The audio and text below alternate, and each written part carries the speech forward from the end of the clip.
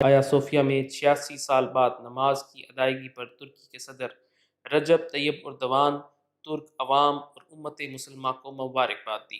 وزیر اعلیٰ عثمان بزدار نے کہا کہ مسجد آیا صوفیہ کے فرش کو 86 سال بعد سجدوں سے آباد کرنا بڑی سعادت کی بات ہے۔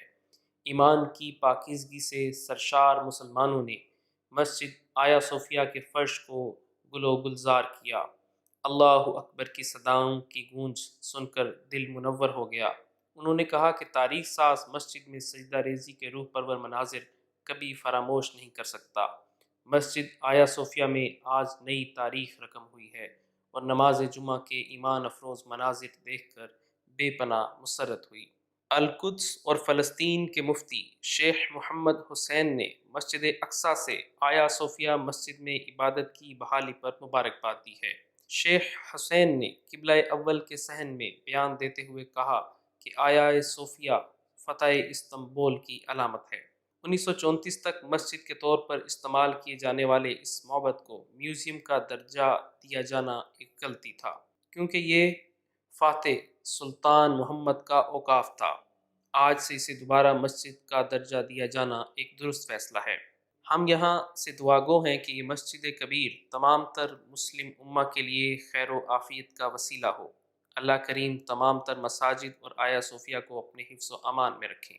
شیخ حسین نے صدر رجب طیب اردوان کے آیا صوفیہ کے مسجد اقصیٰ کی آزادی کی کنجی ہونے پر مبنی بیان کی جانب اشارہ کرتے ہوئے کہا کہ ہماری دعا ہے کہ رب العزت ہماری اس خواہش کو پوری فرمائے۔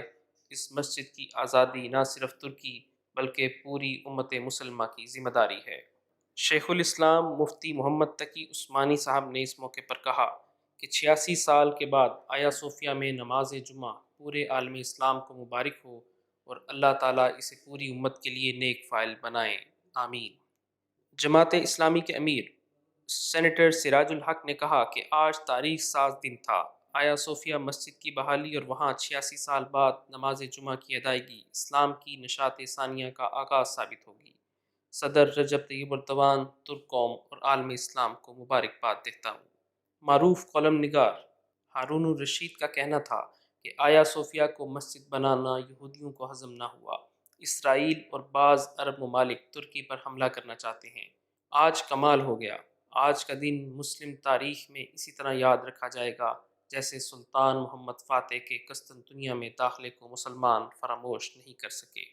جبکہ معروف صحافی اور کالم نگار اوریا مقبول جان کا اس موقع پر کہنا تھا کہ تاریخ آج کے دن کو یاد رکھے گی کہ جب 1 ارب 50 کروڑ بزدل مسلمانوں کی مساجد کورونا کے ڈر سے بند تھیں۔ اس دن دنیا بھر سے 1 لاکھ مسلمان اس آیا صوفیہ میں جمعہ پڑھنے اکٹھے ہوئے، جو یورپ کے 1000 سالہ تہذیبی مرکز پر مسلمانوں کی فتح کی علامت ہے۔ انہوں نے یہ بھی کہا کہ بزدل مسلمان کورونا کی موت کے خوف سے حرمین نہ کھول سکے اور مردان حر نے عیسائیت کے 2000 سال مرکز اور سیکولرزم کے 100 سالہ بت خانے میں 1 لاکھ فرزندان اسلام کی موجودگی میں تکبیر کی صدائیں بلند کر دیں۔ جامعہ الصفا کراچی کے مفتی محمد زبیر صاحب نے آیا صوفیہ کے متعلق یہ ٹویٹ کیا: آیا صوفیہ کی مسجد میں بحالی کے روح پرور ایمان افروز مناظر سے دل باغ باغ ہو گیا۔ ترک مسلمانوں کو عید سے پہلے ہی عید کی خوشی مل گئی۔ اردوان کا خود تلاوت سے افتتاح کرنا بلا شبہ ترک اور مسلم دنیا کے لیے کبھی نہ بھلائے جانے والا تاریخی لمحہ ہے۔ عالم اسلام کو مبارک ہو۔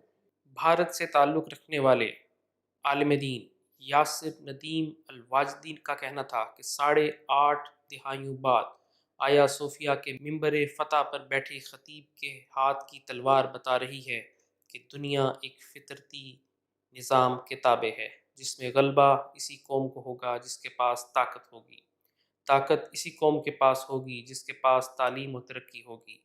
یہ تلوار پوری امت مسلمہ کو واضح پیغام دے رہی ہے۔ اسی تلوار نے ماضی میں ظالموں کے خلاف امت مسلمہ کا سر بلند کیا تھا، یہی تلوار آگے بھی کرے گی۔ امت کی سربلندی معزت خانہ رویوں سے ہو سکی ہے، نہ ہو سکے گی۔